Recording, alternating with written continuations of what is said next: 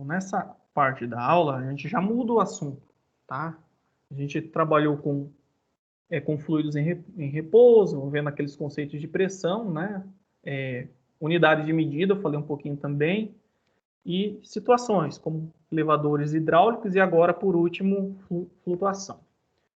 Agora a gente vai falar um pouquinho de temperatura. A gente, na prática, no dia a dia, a gente acaba confundindo o conceito de temperatura e calor, né? Hoje está muito calor, hoje está muito quente, né? Vamos assim dizer. Qual que é a diferença, né, entre calor e temperatura? Então, a gente vai entender um pouquinho, a partir da aula de hoje, as diferenças. Hoje eu vou conceituar a temperatura e, na aula que vem, calor, tá? Do ponto de vista fisiológico, a gente tem o que a gente chama de sensação térmica, né? Então, quando a gente fala de temperatura, a gente tem uma sensação. Vou colocar aqui. Sensação. Sensação. Então, a gente tem o que a gente chama de sensação térmica. É algo biológico. Biológico. Cada pessoa reage diferente, tá? Então, imagina que você está no mesmo lugar, tem um ar-condicionado ligado a 22 graus. Tem pessoas que vão estar reclamando, vai estar tremendo, né? E outras vão estar bem confortáveis. Então, a sensação térmica é uma condição subjetiva, então não é um parâmetro que a gente pode utilizar para a definição de temperatura e calor. Então, a gente vai usar o conceito científico, tá? Que é bem diferente aí. Do ponto de vista microscópico, né, a gente pode dizer o seguinte, né, que a temperatura é uma grandeza física escalar. O que quer dizer escalar? Alguém lembra do início do semestre? Que significa algo escalar, uma grandeza escalar? A gente tem a grandeza vetorial e... Oi? É aquela que dá para ser lida apenas com um número e a outra tem que ter o... professor, eu esqueci. Isso. Mas eu acho que tá certa. Isso mesmo. A grandeza escalar é aquela que você compreende, né, somente com o seu módulo, ou seja, o seu valor. Tá? Então, se eu falo que a temperatura hoje é 50 graus, tá ok. Você não precisa dizer que é 40 graus Celsius para a direita, para a esquerda, a 10 metros, não. Suficiente, né? Então, é uma grandeza física escalar. O que representa? Né? Representa a agitação, ou seja, a energia cinética média de translação das partículas que um corpo compõe.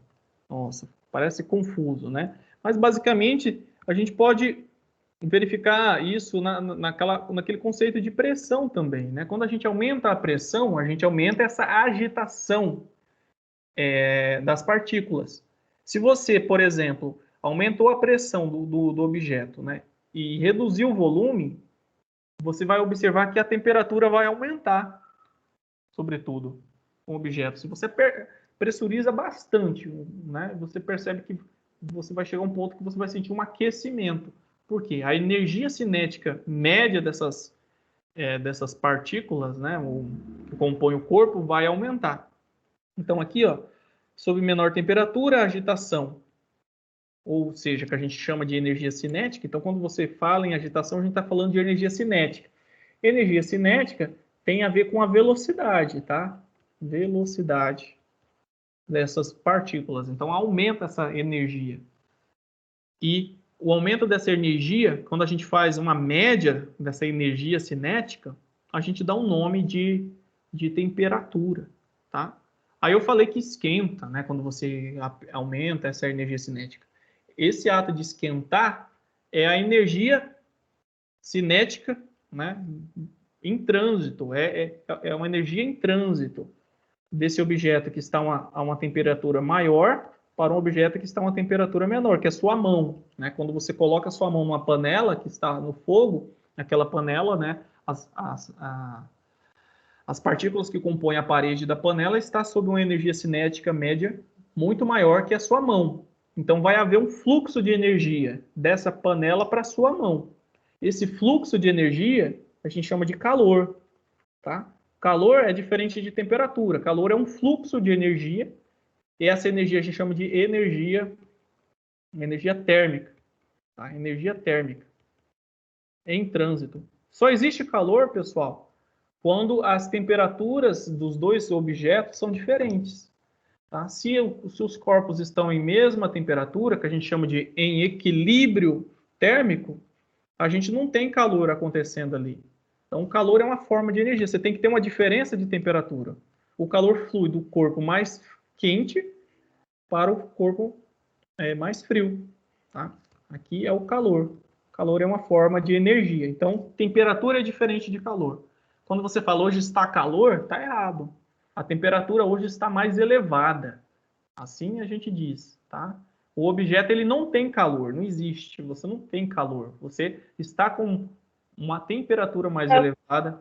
Oi. Então, tipo, poderia falar, tipo, hoje está mais quente. Não? Também? Você pode dizer que hoje está quente, não tem problema. Agora, dizer que hoje está calor, não. Quando você fala que está quente, você subentende, associa isso diretamente à temperatura. Quente, energia cinética média de translação das partículas mais elevadas, ou seja, mais temperatura. Frio, essa energia tende a ser menor, então a temperatura é menor. Agora, hoje está calor, aí é um termo a gente usa na prática, inclusive eu utilizo, né? Mas em termos científicos não é correto. Tá? Calor é uma energia térmica em trânsito e só há isso devido a uma diferença de temperatura. Então, se as temperaturas são iguais, a gente tem o que a gente chama de equilíbrio térmico. Tá? Aqui nessa imagem ao lado, pessoal, vocês observam 3 copos de água. Tá?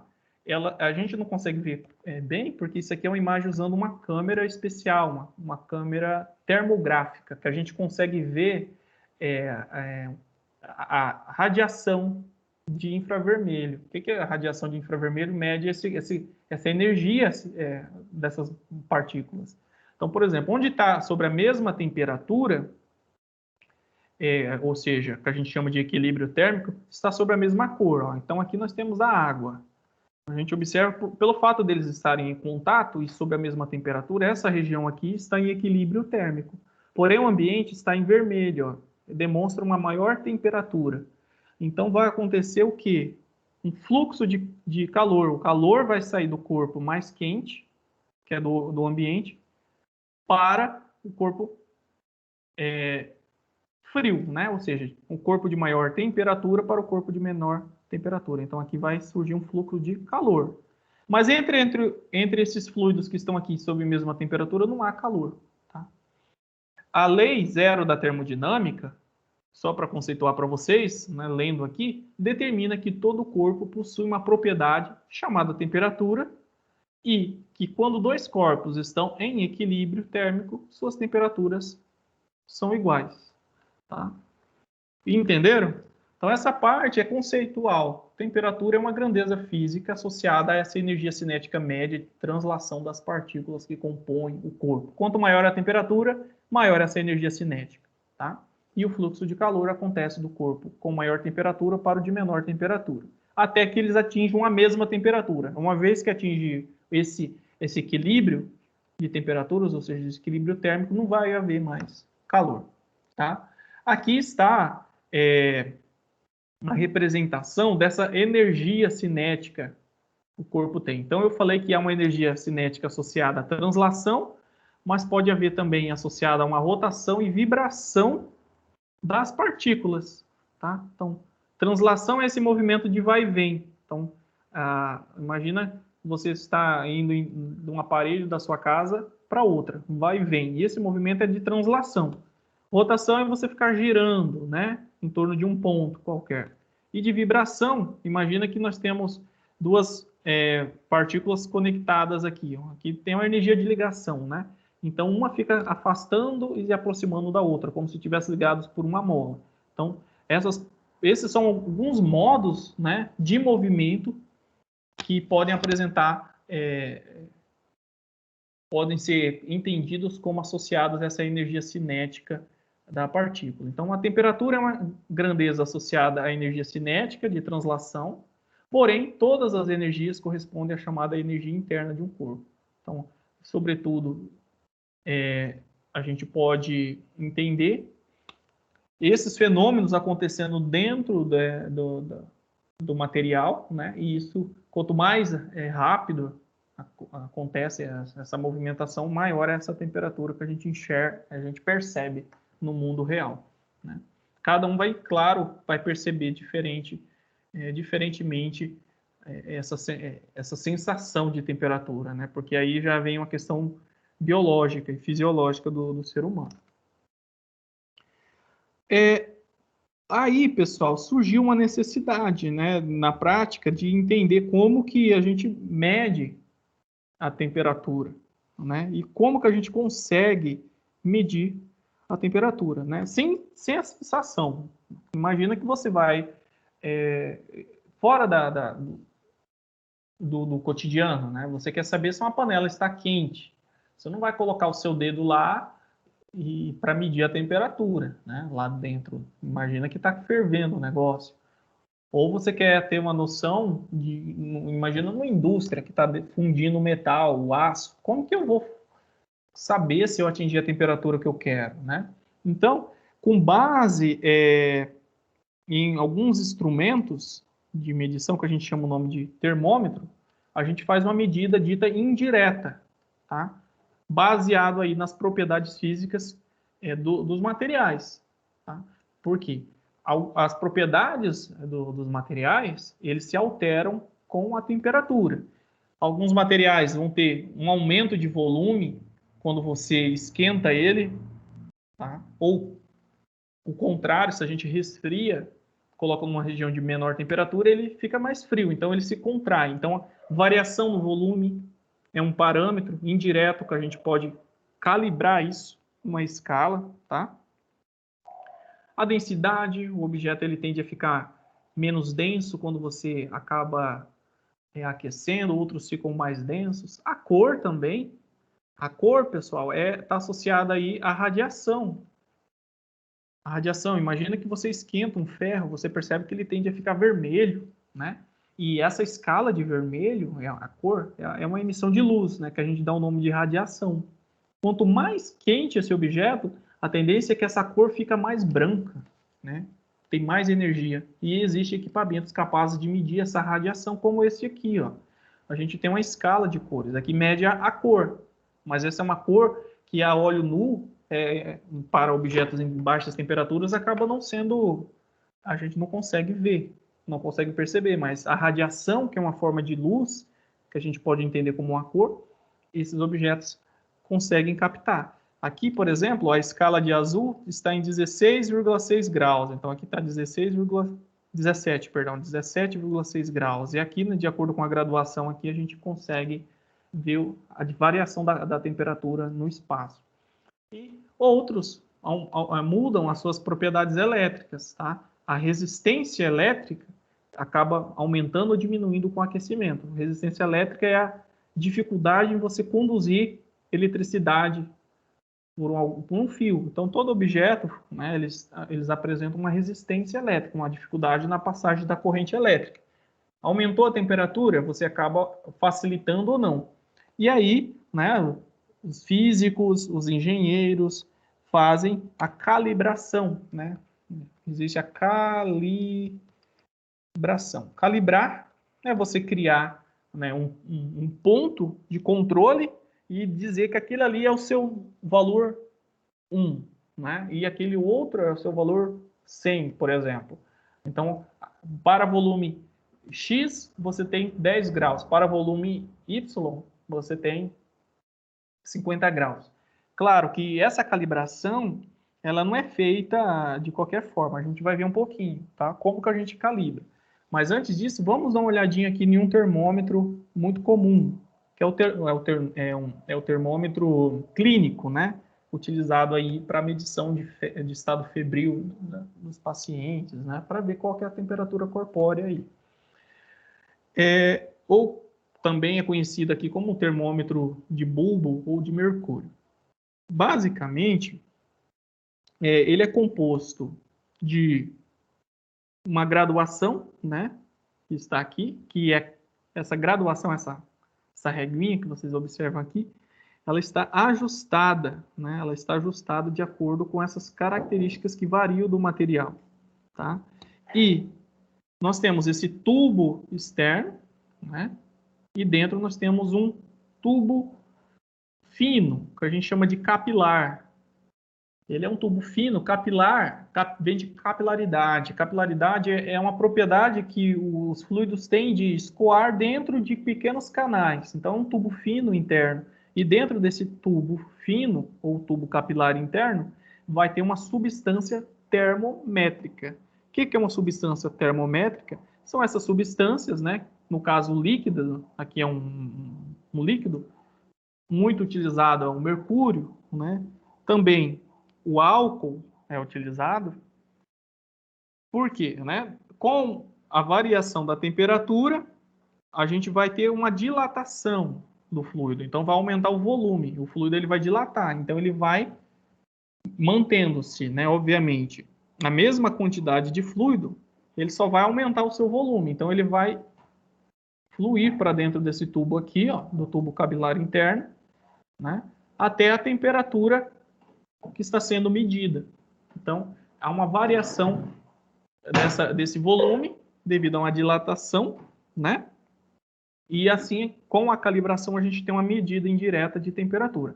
Isso aqui é no caso, né, desse tipo de termômetro.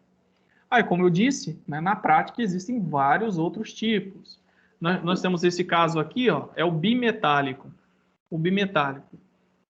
Existe aqui molas aqui e há uma dilatação também do metal e ele vai ser capaz de rotacionar isso aqui, ó, de forma que a resistência dessa mola é capaz de estar ajustada, né, à temperatura que eu quero. Usado na indústria, também na culinária. Aí nós temos o termômetro aqui a gás, tá?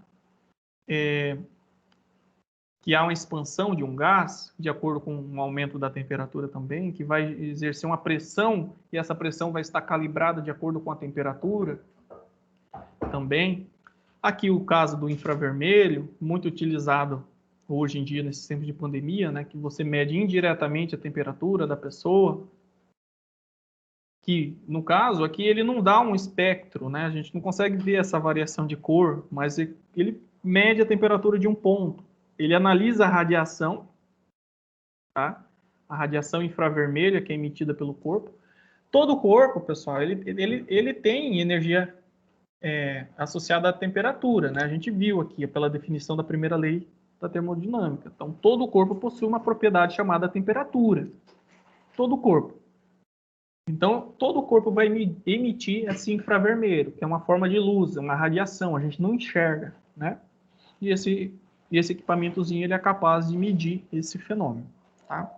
E o mais comum é o clínico, os de vidro que vocês acabaram de ver. Mas aí entra aquela pergunta, né? Como que é feita para calibrar isso, né? Então, a gente viu que a gente tem essa reguinha e essa régua é feita de acordo com pontos, né? Alguns pontos. O que a gente utiliza na prática, né, são pontos físicos da matéria como referência, pontos padrão, né?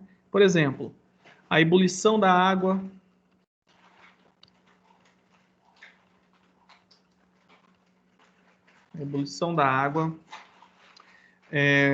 a fusão da água,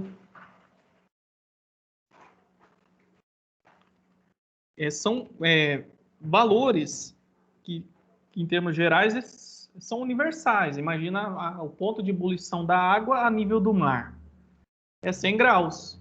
100 graus o quê? 100 graus Celsius. Então, convencionou-se que, para a escala Celsius, né, o ponto de ebulição da água a nível do mar vai ser 100. Aí calibra-se, né, nesse fluido aqui, que está dentro do nosso termômetro, um valor de 100 para aquele ponto. E a fusão da água, ou seja, é a passagem do estado líquido para o estado sólido, ou seja, quando a água vira gelo, né? Convencionou-se 0 graus, tá? Então, são essas formas que a gente utiliza para trabalhar. Então, são pontos fixos. nunca muda, né? A ebulição da água e a fusão nunca mudam. E fixou-se esses valores.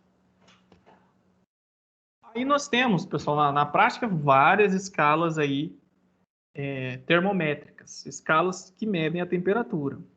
Uma das mais antigas aí é a escala Fahrenheit aqui, ó. Tá? A escala Fahrenheit foi em 1724 que surgiu essa escala, 1724. E depois nós tivemos aí a escala Celsius e por fim aqui a escala Kelvin. Kelvin, ele se baseia aqui também, né, nesses pontos fixos, mas também num conceito aí que a gente chama de, vamos assim dizer, uma propriedade da matéria onde é o zero absoluto. A escala Kelvin é considerada, a gente chama de escala absoluta. Por que é escala absoluta? Porque o Kelvin, né, esse Kelvin, na verdade, não é um nome, né? O nome certo é um inglês, chama William Thomson. Ele é conhecido como Lord Kelvin, tá? Então, ele já sabia nessa época, aqui não se sabia ainda, mas nessa época aqui, ele já sabia, aqui em 1848. Então, ele já sabia... Opa, minha setinha aqui ficou torta.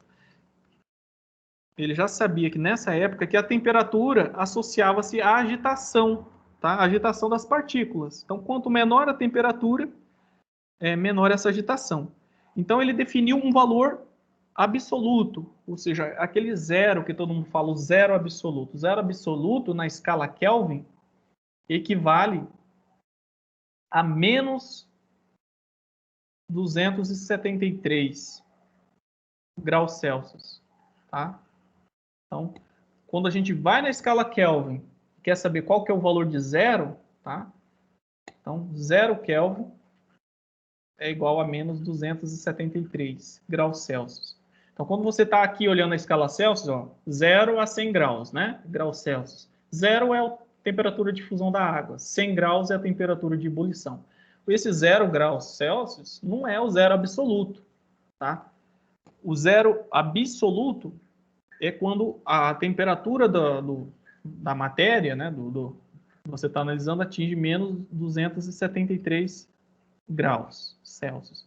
Na prática, né, isso quer dizer o seguinte: quando a gente atinge esse zero absoluto, ou menos 273 graus Celsius, a gente atingiu uma situação em que não há nenhuma agitação nessas partículas. Aqui, ó, as partículas não se movimentam, as partículas não possuem agitação. Pessoal, isso aqui é uma hipótese que nunca foi alcançada na prática. A gente nunca conseguiu atingir esse zero absoluto aqui. A física fala que é impossível a gente atingir o zero absoluto. Chega-se a valores de menos, por exemplo, valores muito próximos de 273, vamos assim dizer, né? Valores quase próximos desse valor, mas é impossível a gente atingir, em termos práticos, essa temperatura. Então, a escala Celsius é uma escala absoluta porque ela fixa, né, um valor zero efetivo mesmo, em que não há nenhuma agitação das partículas. E quando a gente tenta traduzir isso para a nossa escala, que é utilizada no Brasil, essa temperatura equivale a menos 273 graus Celsius. Tá? A escala Kelvin é a escala usada, é a escala padrão, tá? Pelo Sistema Internacional para medição de temperatura.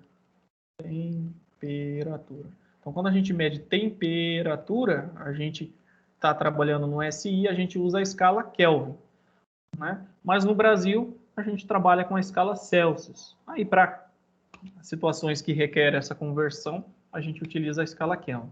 Estados Unidos, alguns países e alguns outros países trabalham aí com a escala Fahrenheit. tá? Às vezes é que a gente vê nos filmes, acaba ficando, né, meio perdido aí nesses valores, tá?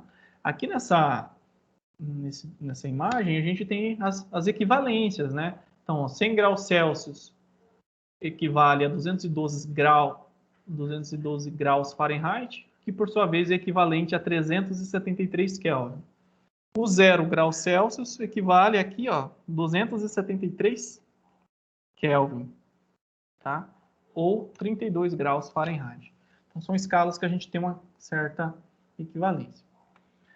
Aqui, pessoal, eu já facilitei para vocês. Depois é importante vocês terem isso aqui no caderninho anotado. Como que eu converto, tá? Então, a regrinha de 3 foi construída com base nesses valores fixos. Então, para eu converter Celsius para Fahrenheit, né? Basta eu pegar a minha temperatura... Vou dar um zoom aqui. Opa, sumi do problema. Cadê? Aqui. Cadê a lupa? Celsius para Fahrenheit, né? Eu tenho a temperatura em graus Celsius, multiplico ela por 1,8 e somo 32. Aí, se eu quero saber a temperatura em Celsius, tendo o valor em Fahrenheit, eu pego essa temperatura, subtraio por 32 e divido por 1,8. E assim vai, tá? Então, vocês não precisam decorar isso. Basta saber como que essa conversão foi construída, tá bom? Vamos só fazer esse exemplo aqui, ó. Expressa a temperatura de 30 graus Celsius na escala Fahrenheit e na escala Kelvin. Aí tem a tabelinha, né? Então, Celsius para Fahrenheit. Então, graus Fahrenheit vai ser igual a temperatura em graus Celsius, 30 graus, vezes 1,8, que faltou um parêntese. Tá? A gente resolve primeiro a multiplicação. Mais 32. Isso aqui é igual, vamos ver, 30 vezes 1,8 vai dar 54. 54 mais 32, 86. 86 graus Fahrenheit. Não existe graus Kelvin, tá, pessoal? A gente só fala Kelvin. Não fala graus Kelvin. Os demais, a gente observa que tem um símbolo de graus aqui. Aí vamos converter para Kelvin. Então, aqui eu tenho a conversão, ó. Eu tenho o valor em Fahrenheit, eu tenho o valor em Celsius e quero converter para Kelvin. Então, basta pegar aqui o valor em graus Celsius e somar a 273,15. Pessoal, esse 0,15 aqui, ó, ele está relacionado à precisão, tá? Então, o valor mais preciso aqui, ó, nessa escala, quer dizer o seguinte, ó, que 0 graus Celsius equivale a 273,15 Kelvin, tá? É só uma precisão desses valores. Essa tabelinha ela traz os resultados mais precisos. Então, a gente vai fazer isso. Então, nós temos 30 graus mais 273,15 vai dar 303,15 Kelvin, tá? Bem tranquilo, né? Então, basta aplicar essa tabelinha aí que vocês vão resolver sem problemas. Tá? Agora, pessoal, para a gente fechar essa parte teórica, né? Temos o último tópico para falar é sobre dilatação térmica, tá? A dilatação térmica está associada aí que quando você aquece um objeto, a gente viu que há uma agitação dessas partículas, né? E quanto maior o calor, essas agitações tendem a fazer com que essas partículas se afastem uma das outras. Quando a gente observa isso no mundo, que a gente consegue enxergar, a gente percebe que os objetos eles tendem a aumentar o volume, né?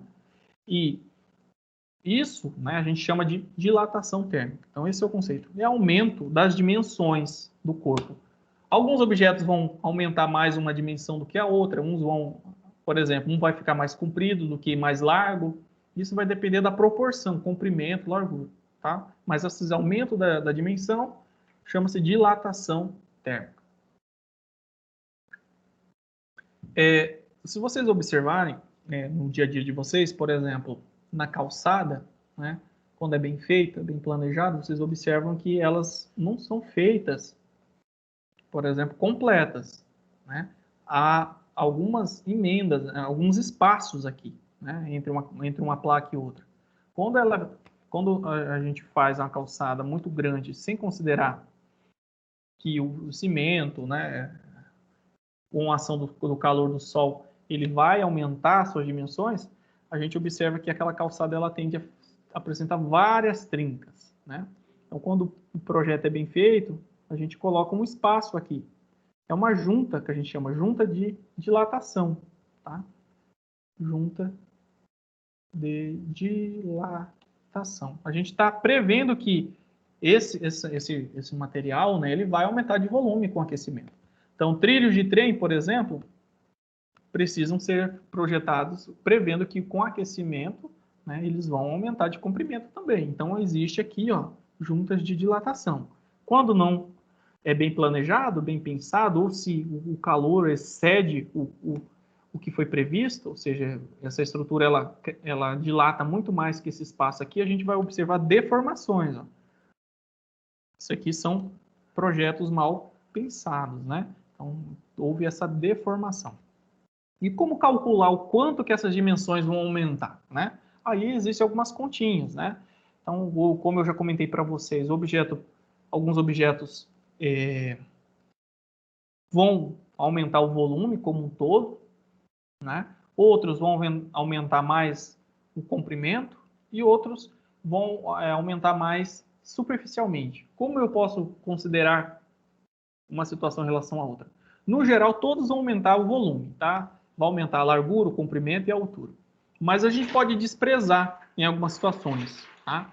Então, por exemplo, pessoal, se a gente tem um objeto que tem um comprimento muito grande para uma largura, assim, em comparação com a sua altura muito baixa, a gente vai perceber na prática que esse aumento na largura, nessa dimensão aqui, ó, e nessa altura aqui vai ser desprezível em relação ao seu comprimento.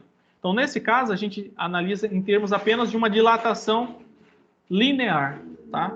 Dilatação dita linear. Em contrapartida, quando a gente está analisando, por exemplo, uma placa, uma chapa, né? Então, imagina que você tem uma chapa, uma placa. A gente percebe que ela tem uma determinada largura, né? E uma determinada espessura. O que se observa é que essas dimensões aqui, a sua largura, as suas larguras, vamos assim dizer, né?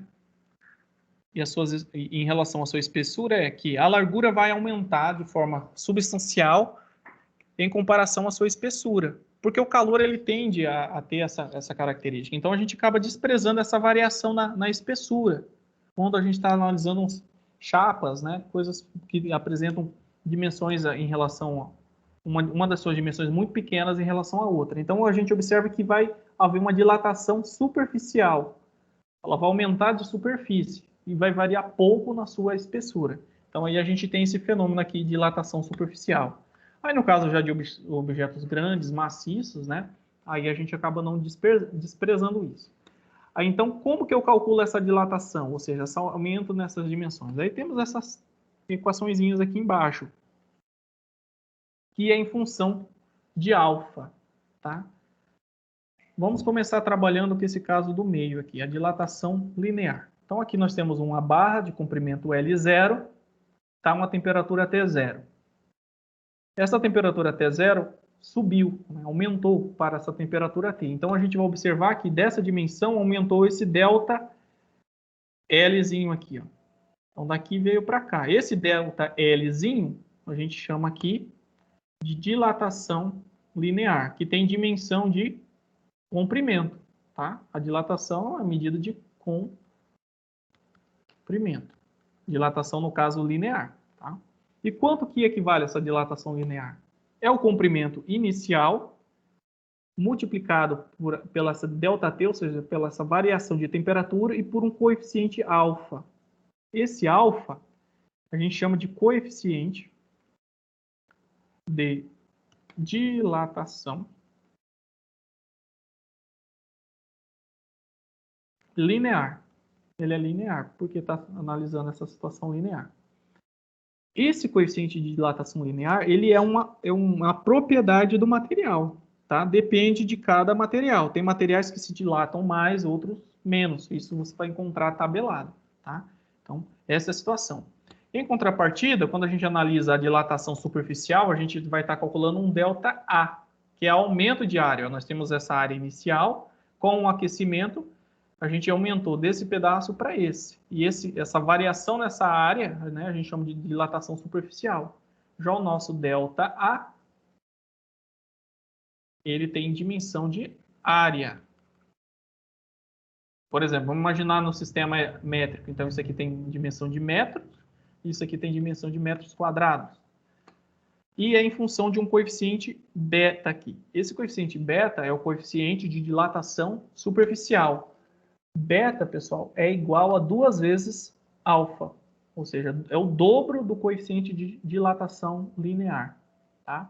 Então, para fins práticos, quando o exercício fornece só a dilatação linear, basta multiplicar por 2, que você vai encontrar esse beta aqui. Aí, o último, né, a dilatação volumétrica, tem esse volume e ele aumenta, né? Um tanto aí que a gente chama de ΔV aqui, ó. Então, ΔV. Tem dimensão de volume. Portanto, vai ser em metros cúbicos, considerando o sistema SI, tá? E é em função de um coeficiente de dilatação volumétrico, que, de forma análoga ao coeficiente de dilatação linear, superficial, aqui a gente multiplica por 3. Então, é 3 vezes o alfa. Basta lembrar, ó, se a gente aumenta, se só dilata uma dimensão, a gente vai usar alfa. Se aumenta 2 dimensões, ou seja, superficialmente, a gente vai usar 2 vezes alfa aqui. E se aumentou as 3 dimensões, ou seja, altura, largura e espessura, aí a gente utiliza 3 vezes o alfa, tá? Bem tranquilo. Aqui é um exemplo de aplicação desses conceitos, tá? Para a gente encerrar. Vou fazer esse exercíciozinho com vocês. Então, o que a gente tem aqui? Nós temos um cilindro de ferro, que está aqui. Ele tem um diâmetro igual a 5 centímetros. Então, desse do cilindro, esse diâmetro, a gente está olhando aqui de frente, então tem 5 centímetros. A gente quer encaixar esse cilindro em uma arruela. Então, nós estamos querendo fazer com que isso aqui entre aqui, ó. Essa arruela é feita de ferro, é do mesmo material do cilindro. Porém, né, o diâmetro interno da arruela é de 4,92 centímetros a 25 graus. Então, quer dizer que o diâmetro do cilindro é muito maior, é um pouco maior que a da arruela. Então, ele não vai conseguir encaixar aqui dentro. Então, para a gente conseguir fazer isso, a gente vai aumentar a temperatura da arruela, ou seja, para que ela se dilate, ou seja, aumenta a sua área, para que a gente consiga encaixar aqui. E ele quer saber qual que é a temperatura que eu tenho que aquecer, para que essa arruela apresente a área, né, aqui interna, maior que a área, maior ou igual, né, a do diâmetro do nosso cilindro de ferro. Então, a gente quer isso aí. O exercício, ele não traz aqui essa informação, traz, mas eu acabei não colocando, tá? Qual que é o coeficiente de dilatação do ferro? O alfa, né, do ferro, ele é 12 vezes 10 a menos 6 graus a menos 1. Então, essa é a unidade de medida aqui, ó. Então, 12 vezes 10 a menos 6 graus a menos 1. Então, vamos calcular. Primeiro, vamos começar calculando a área, porque ele deu apenas a dimensão do diâmetro. A gente percebe que, nessa situação, vai variar a área, né? Aqui, ó. Nós temos uma área X antes, e depois ela tem que aumentar essa área para poder caber isso aqui. Então, a gente vai estar trabalhando com aquele conceito de dilatação superficial. E a gente precisa calcular a área. Então, a área, vamos chamar aqui a arruela de A, a área da arruela de A, e a área do cilindro de A0. Né? A área da arruela é uma área circular. Então, é π vezes r ao quadrado, né? No caso, o raio da arruela. E a gente tem o seguinte, que o π vezes o raio no caso da arruela vale 4, o diâmetro vale 4,92.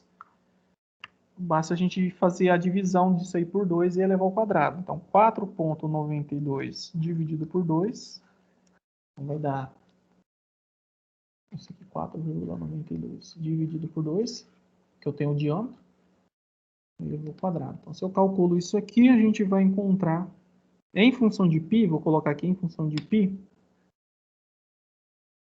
Não, já vou multiplicar para não ficar confundindo vocês. 7,72 centímetros quadrados. Tá? Aí do cilindro, é a mesma coisa, πr ao quadrado.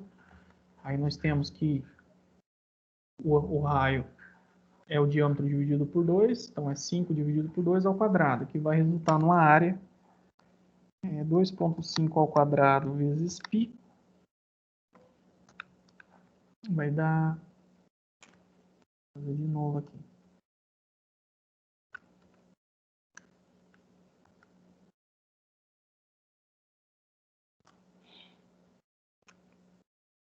Deu 19,63 centímetros quadrados.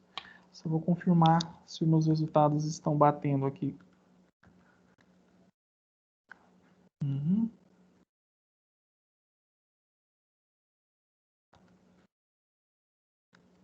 E essa minha primeira aqui está errada. Essa continha que eu fiz aqui. A resposta aqui não é 7, não. 4,92 ao quadrado tem que ser dividido antes. 4,92 dividido por 2 vai dar 2,46 elevado ao quadrado, aí vezes π. Aí dá 19. Tá? Deu uma diferença muito grande entre essas áreas.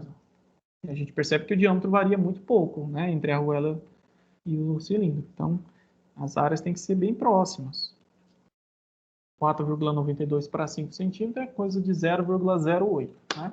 Então, as áreas são bem próximas. Aí o problema ele quer que a gente encaixe. Então, para a gente encaixar nesse espaço vazio, a gente vai ter que aquecer a arruela até que a sua área final seja igual à área do cilindro. Né? Então, a gente pode fazer o seguinte.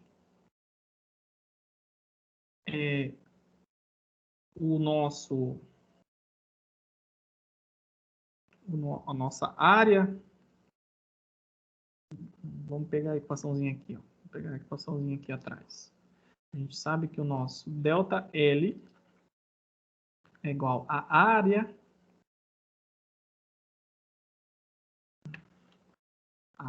inicial, vamos assim dizer, mais, no caso, dilatação diária, né? A gente quer dilatação diária. Então, o ΔA é igual a área inicial, vou chamar de AI aqui para não confundir com os termos aqui em cima. Então, a gente quer a dilatação do nosso elemento. A área inicial mais 2 vezes alfa vezes ΔT. Tá? Então, ele quer a variação de temperatura. Ele quer, na verdade, qual que é o aumento dessa temperatura. Quanto que eu preciso aumentar na minha arruela para que eu consiga ter a área igual à do cilindro? Então, eu preciso saber o meu ΔA. Isso aqui eu já consigo analisar aqui. Ó. Eu tenho que sair de 19,01 para vir para 19,63. Então, meu ΔA vai ser 19,63 menos 19,01. Pessoal, se vocês não estiverem entendendo, me avisa. Tá? Então, eu tenho essa condição. Oi. Professor, nos meus cálculos tinha dado 12 ali. Por que deu 19,63? O que ficou faltando? Ó, 4,92 dividido por 2 deu 2,46 aqui dentro, né? Aí eu elevo isso aqui ao quadrado, porque esse resultado tem que estar ao quadrado. Vai dar 6,05. 4,92 dividido por 2 ao quadrado. Aí eu multiplico por π, vezes π. Ah, sim, entendi. Tá? Então, o que eu fiz? Tá? Eu calculei as áreas e eu sei que isso aqui tem que ser igual, a área da arruela tem que ser igual à área do cilindro, né? Então, eu tenho que fazer com que essa área aumente para que fique nesse tanto. O quanto que tem que aumentar? O quanto que tem que aumentar, eu chamo de dilatação superficial. Então, a dilatação superficial vai ser essa diferença aqui, ó, dessa área pelaquela, tá?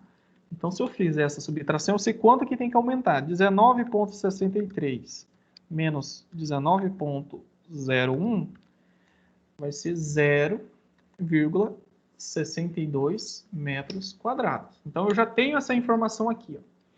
A área inicial é essa aqui, né, que é da arruela. Então, nós estamos falando da arruela. Então, essa área inicial é da arruela. O ferro vai se manter igual.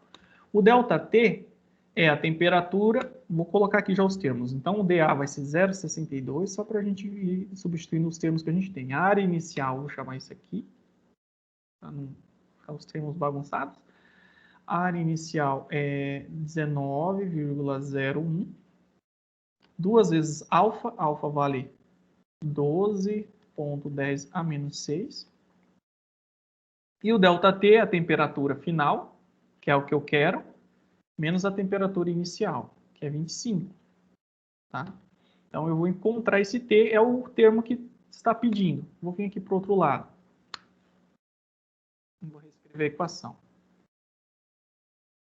A dilatação linear vai ser a área inicial da arruela, mais 2 vezes alfa, vezes ΔT. O dA foi de 0,62. O A1 é 19,01 aqui. Mais 2 vezes o alfa, 2 vezes 12, vezes 10 a menos 6, vezes a temperatura final, menos 25, que é a inicial. Então, qual que deve ser a temperatura final da arruela para ter essa dimensão que eu quero? Então, é isso. Então, vamos resolver primeiro as coisas que a gente tem, né? Então, vamos fazer por partes. 19,01. Isso aqui, ó, 2 vezes 12 vai dar 24, né? 24 vezes 10 a menos 6. A gente tem uma multiplicação aqui, então a gente primeiro vai ter que multiplicar por isso aqui. Então, vamos colocar aqui colchetes, vezes T, menos 25, aqui. Vamos seguindo aqui. 0,62. Eu estou fazendo bem passo a passo, tá, pessoal? Para não atrapalhar. Aí, o que eu faço? Eu faço a multiplicação distributiva. Ó, esse vezes esse, e depois esse vezes esse. Tá? Aí vai ficar 24 vezes 10 a menos 6, T, menos, aí 24 vezes 10 a menos 6 vezes 25. Ó, 24 vezes 25 vai dar 600. Então, vai ficar 600 menos 600, né, por causa do sinal, vezes 10 a menos 6. Agora, eu tenho condições de calcular corretamente, né? Então, o que estiver somando, a gente soma. Então, isso aqui, ó, é 19,01 menos 600 vezes 10 a menos 6. Então, vou colocar aqui na calculadora, só tomar cuidado, tá? 19,01 menos 600 vezes 10 elevado a menos 6 vai resultar em isso aqui, vai ficar 0,62. Isso aqui menos isso aqui vai ficar igual a 19,0094. Um valor bem pequeno, né? Aí mais 24 vezes 10 a menos 6t. Como eu quero isolar o t, eu vou passar isso aqui para o outro lado, subtraindo. Ó. Vai ficar negativo. Então vai ficar 0,62 menos 19,0094. Igual. Deixa eu ver aqui se eu calculei certinho para não ficar errado. Isso aqui tá certinho. Então, bora lá. 24 vezes 10 a menos 6t. Então, se eu subtrair isso aqui, novamente, ó, menos 0. Vamos ver se eu consigo subtrair aqui. Isso mesmo. Dá sim. Vai dar 18. Menos 18,3894. Igual a 24 vezes 10 a menos 6t. Tem algum errinho de sinal aqui, porque a minha temperatura, meu ΔT aqui vai tá dando negativo, né? Tem algum erro aqui. Deixa eu ver onde está o erro na substituição.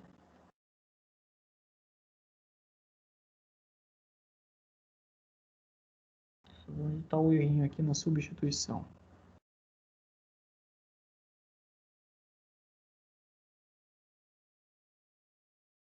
Temperatura inicial, temperatura final.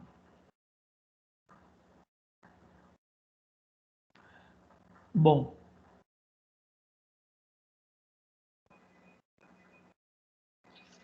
aqui está positivo.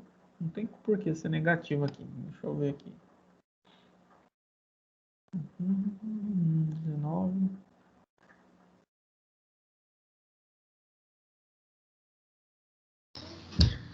Se até o professor está errando, quem somos nós? Não, não tem um erro aqui. Na verdade aqui não tem como dar negativo. Não pode dar negativo. Se a gente está aquecendo o objeto, né? Ele não pode dar negativo. Deixa eu ver o que está acontecendo aqui. Ah, tá. Deixa eu voltar aqui.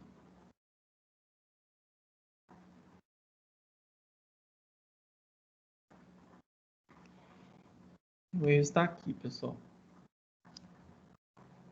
Vamos apagar aqui. Vamos conversar. Na prova eu não vou deixar essas confusões acontecerem com vocês. Então a gente resolve aqui. Tem um errinho de interpretação do problema. O professor erra também, normal isso aqui. Vocês também podem errar também. Só não erra na prova, que aí não dá certo. Tá, faz sentido, pessoal. Faz sentido a temperatura ser negativa, tá? É que é o seguinte, a interpretação que se tem de dA foi feita de forma equivocada, tá? Quando a gente considera dA 0,62, a gente está considerando que o volume não, a área da arruela, ele era 19,01 e caiu para 0,62. Então, o que você tem que fazer? Você tem que resfriar o objeto, né? De tal forma que ele encolha, né? Que ele se contraia para essa área. Então, isso aqui gerou esse equívoco e a temperatura ela corresponde. Então, teria um valor muito, muito baixo de temperatura, né? Então, vamos entender aqui o que tem que acontecer para a gente interpretar aqui. Então, se a gente considerar dessa forma, a gente está cometendo um equívoco de interpretação. Se vocês não entenderam, me falem, tá? Então, se eu considerar o dA de 0,62, quer dizer que a variação volumétrica, olhando aqui a expressão, dA, ó, A é a área total, né? Final, a área final, que é igual à área inicial, mas essa variação volumétrica. O que eu preciso interpretar é dessa forma. Eu quero saber a área final. A área final da minha arruela vai ser igual à área inicial mais dA. Qual que é a área final da arruela? Qual que é o valor que ela tem que ser? Tem que ser igual à área do cilindro. 19,63. É o que está aqui. A área inicial da minha arruela eu tenho, que eu acabei de calcular aqui, ó, é 19,01. Mais essa variação volumétrica aqui, variação superficial ΔA. E como que eu calculo ela? Né? Aí entra aquela expressãozinha, né? Que é igual a quê? Né? É igual a área inicial da minha arruela vezes 2 vezes, opa, vou colocar aqui DA, vou ter que colocar na anotação certinho. O que é DA? DA é isso aqui, ó, esse termo aqui, é isso que eu estou querendo reescrever ali, tá? Para não confundir ali. Tá? DA é a área inicial novamente, vezes mais o coeficiente de dilatação, a área inicial novamente, a área inicial vezes o coeficiente de dilatação superficial vezes ΔT. É isso aqui, ó. E DA é tudo isso aqui, ó.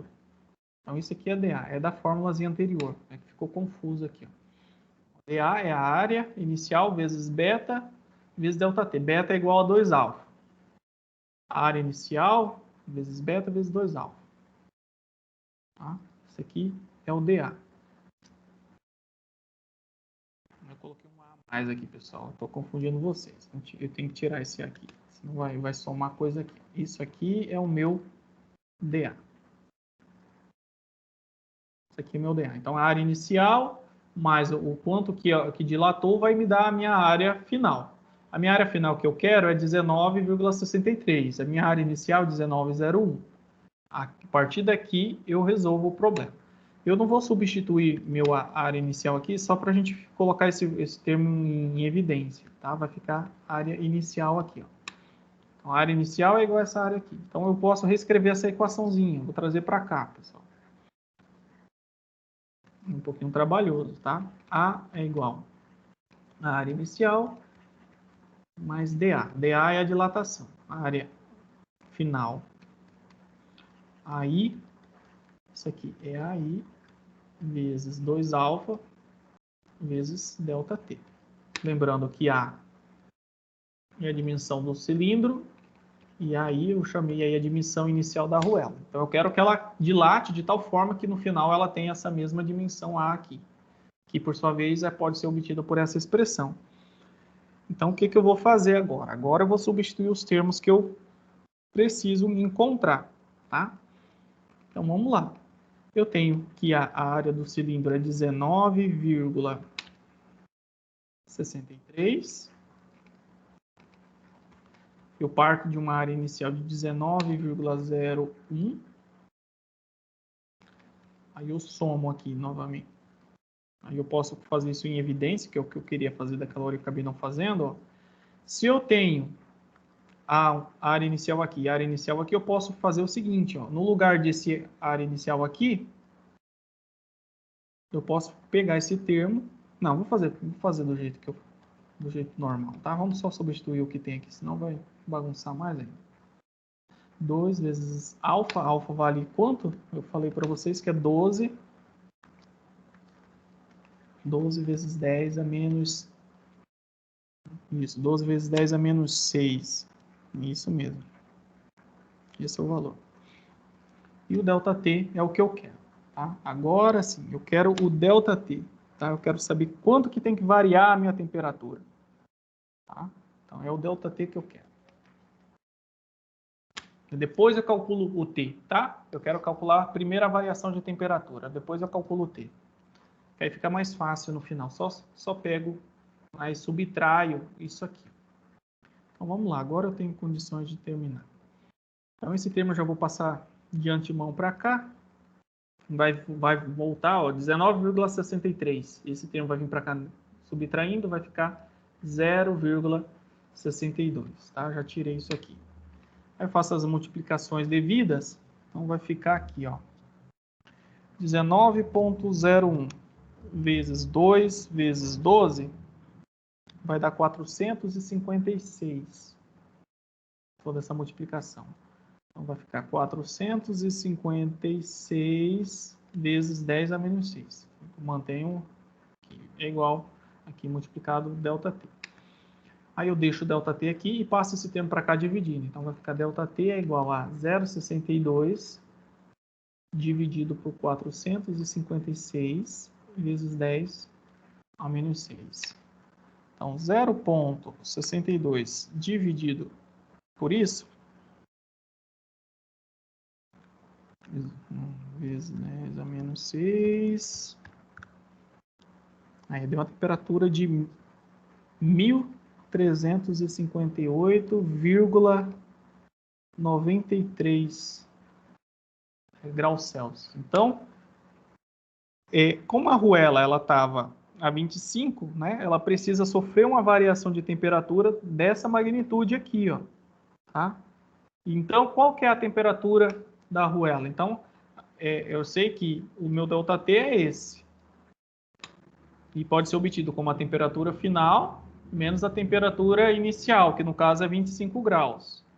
Eu quero calcular o T, que é o que o exercício pede, né? Então, T vai ser igual a esse ΔT aqui, esse 25 vem para cá, vem positivo. Então, vai ser ΔT mais 25. Portanto, né, se eu somar isso aqui, vai mais 25 aqui, eu tenho que aquecer até ela atingir 1383,93, tá? 93. Essa é a temperatura final. Pessoal, acabei confundindo vocês, mas basicamente essa era a estrutura que vocês precisariam fazer. O erro... E quer dizer que em vez de refrigerar, vai aquecer, né? A gente tem que aquecer o negócio. O erro estava na substituição mesmo da equação. Eu disse que A da arruela tinha que ser igual à área final do negócio. Só que na hora de representar, eu não coloquei dessa forma. Aí acabou bagunçando tudo. Eu coloquei DA aqui, ó. Tá? Eu isolei o DA, só que aí acabei bagunçando. Mas é assim que se resolve. Então, se eu quero saber a temperatura final, os exercícios que eu vou passar para vocês, eles vão seguir essa mesma estrutura. Não varia muito, tá? Então, geralmente, ele dá uma temperatura final e quer saber qual que é a variação sofrida. Quando quer variação, a gente tem um delta aqui. Quando quer saber a área final, basta você pegar a variação encontrada e somar com a medida inicial. Aí você tem um valor total. Ou quando é a temperatura, basta seguir essa estrutura que eu fiz agora com vocês e resolver dessa maneira. Então, para você... Oi. Alguém quer falar? Professor, o senhor pode explicar essa última parte ali, como que faz a conta, que está ali 0,62 sobre 456 vezes 10 a menos 6? Como que monta essa conta na calculadora? Porque o meu acaba dando outra notação. Aqui, né? Vou pegar aqui. Eu vou abrir a Cássio aqui, para vocês verem. Deixa eu só encerrar a aula para não ficar muito longo o vídeo. Eu explico para vocês.